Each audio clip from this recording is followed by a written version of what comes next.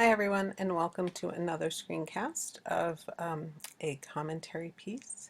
This one was also posted in the reading section, and it's much shorter and more manageable, and will probably be a little bit more in line with the kinds of things that you're going to be writing. So what I want to call attention to first is the title, because it's a great title. It's a popular title. It's Companies with Benefits, and of course we're supposed to think on two levels. One is the benefits that we get when we work with a company or for a company, but we're also supposed to think of that sort of popular phrase of friends with benefits, and that's a great popular appeal just to start out with. So how you decide to frame your piece will be important.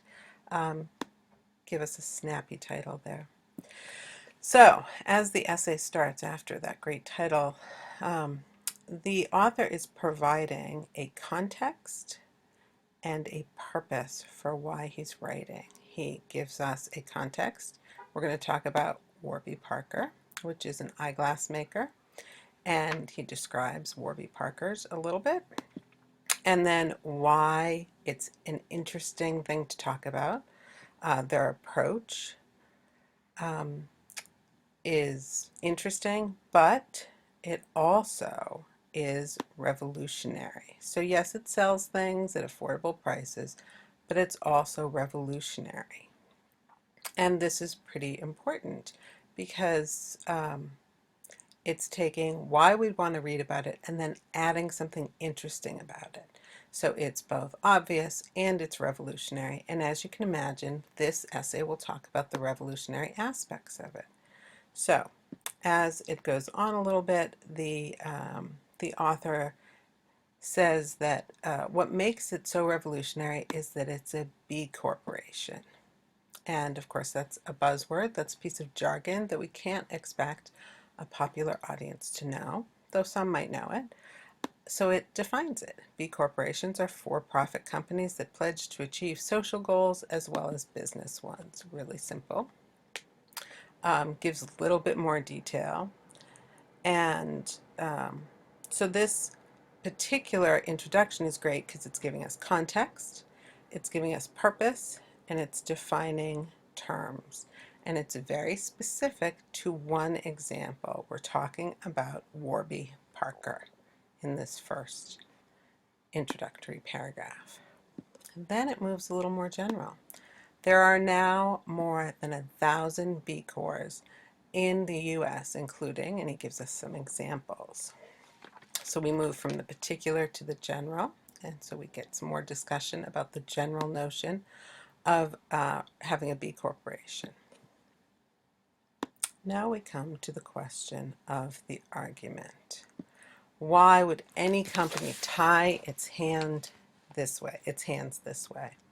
And it interviews somebody, so it appeals to another expert here, which in academic writing we might see as a source, but here it's just entering into a conversation with another expert, and he is going to spend the next 2 or 3 paragraphs answering this question. Why would you do it?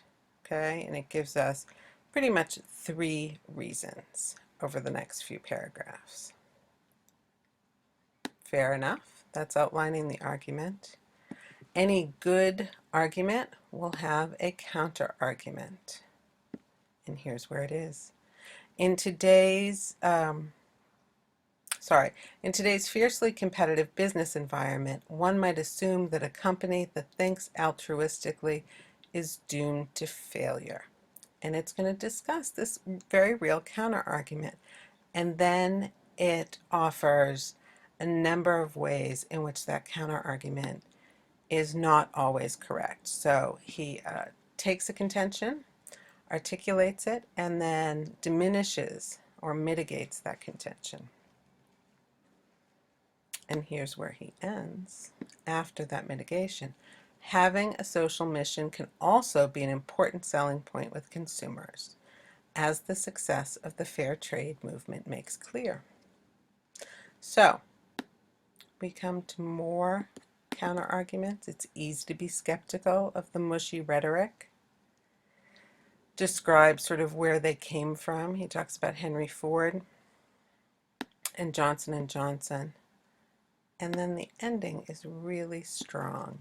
The rise of B Corps is a reminder that the idea that corporations should only be lean, mean, profit-maximizing machines, which is, of course, a perfect popular phrase, right? A lean, mean machine, isn't dictated by the inherent nature of capitalism, let alone by human nature. As individuals, we must try to make our work not just profitable, but also meaningful. It may be time for more companies to do the same. So he starts with Warby Parker. He starts with something really specific. He explains his terms and the parameters. He anticipates counterarguments and mitigates them.